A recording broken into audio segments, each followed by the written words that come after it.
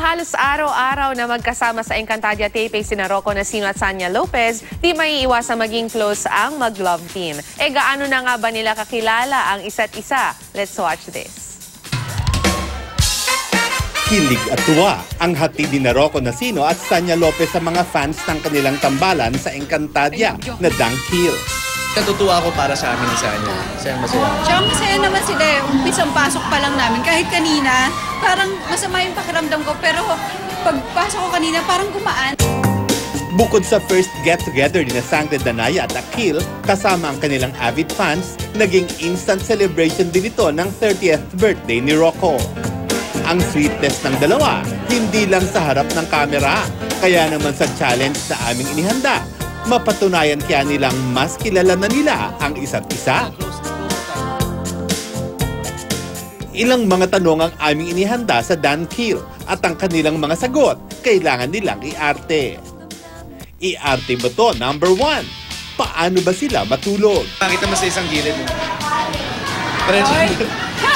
Si Sanya naman, nanghiram pa ng props. Paano nga ba matulog si Rocco? Pwede mo makiram ng phone. Nerd siya ng video, di ba? Nerd siya. Ganyan siya tulog. I-arte mo, number 2.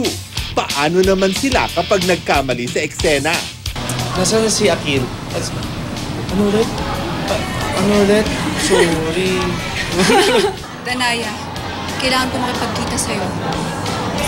Sa lalang madaling panahon.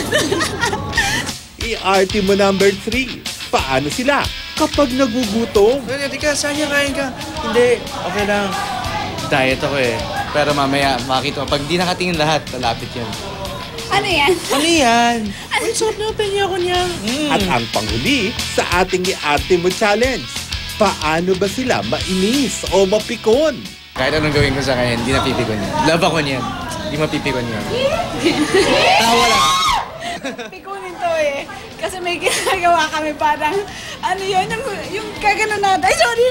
Ayan! Pikon na siya. Pikon na siya. Ayaw niyang hinahawakan yung buhok niya. Para mas lalo pa kayong kiligin, huwag kalimutang abangan ang Dunkhill sa Encantadia.